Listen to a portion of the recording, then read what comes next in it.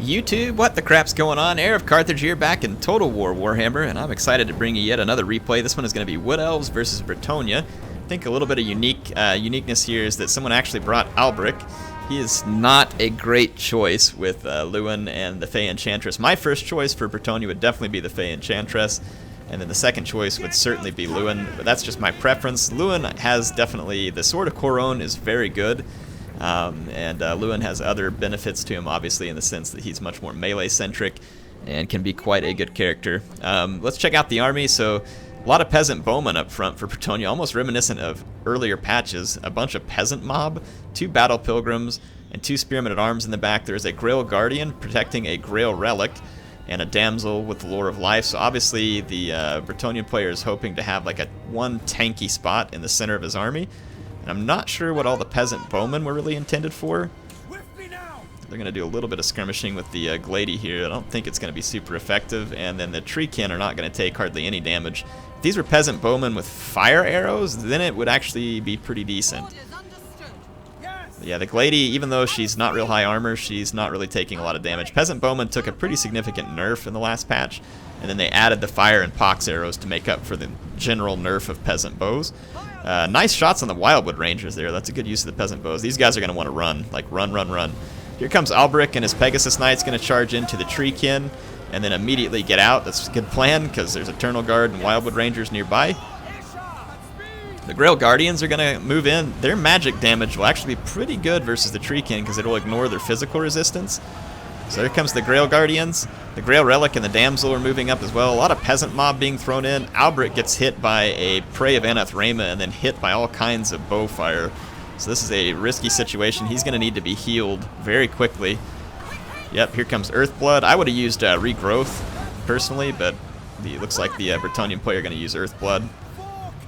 Regrowth would have given Alberic damage resistance as well.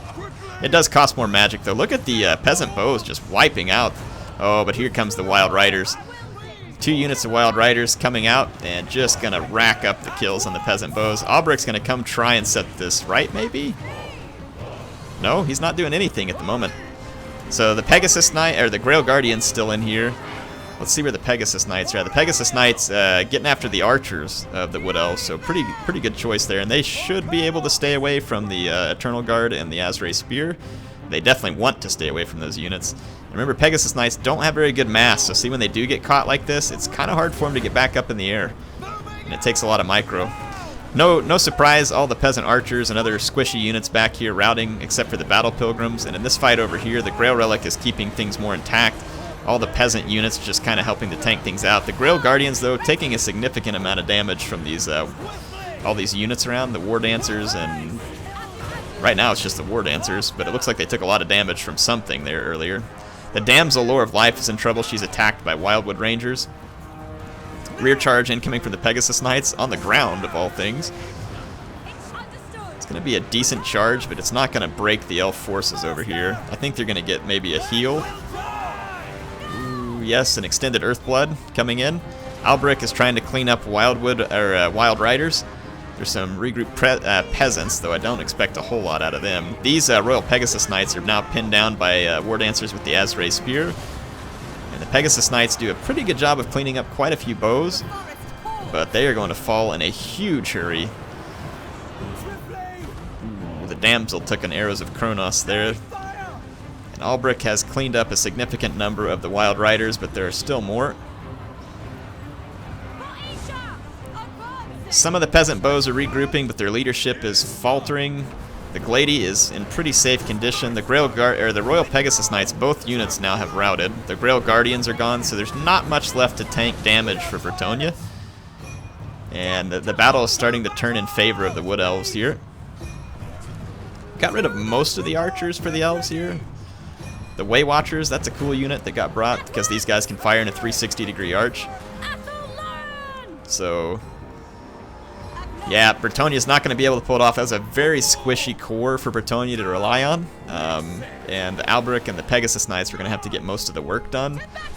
And the Prey of Anathrema is just extremely effective. It's just like the Net of Amantok. You use it in the right spot, and it can completely disrupt an enemy's strategy. And that's one of the reasons why the Empire is so strong, is just because of that ability being so good. The Grail Guardians actually came back from routing, and it looks like they're going to potentially go for these archers.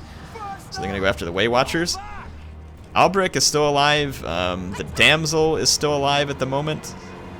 I don't know how much healing. These Pegasus Knights came back. Alberic can still receive some healing. It would have been cool to get like a spell off on him, but it's a little too late now because the Damsel is gone and she can't cast any spells. The Grail Relic is the only thing holding out over here, and then the Grail Guardians as well. The Grail Guardians are now attacking the Glade Lady here, but they're going to get hit by these Azray Spears, and the Azray Spears are going to do very well. There is physical resistance for the Grail Guardians, but with bonus versus large and anti-armor, the Azray Spears are going to be very effective. Prey of Anathrema once again out here on Alberic. And the Elves are going to run away with this one in the end. So it was a fun fight. It was cool to kind of see Alberic used because you don't see him a lot. The Pegasus Knights, interesting idea. I always like good Pegasus Knights, but this sneaky Wild Rider attack right here took out so many Peasant Archers, which had otherwise been pretty useful up to that point. Because one of the Peasant Archers ruined this Wildwood Ranger. If they could have gotten to the other Wildwood Ranger, because it ended up racking up 137 kills and 2 chevrons. So getting to these other Wildwood Rangers and doing some damage to the War Dancers would have been very useful. So the Archers getting wrecked by the Wild Riders was extremely unfortunate. About half wonder if the Pegasus Knights maybe should have just held back to try and fend off the Wild Riders.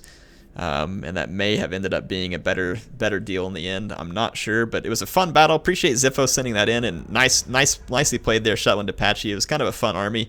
It didn't work out this time, but I like the way that you're kind of thinking with just getting tons of units on the battlefield and then relying on key units like Grail Guardians and Royal Pegasus Knights to get some of the job done. So it was fun to watch.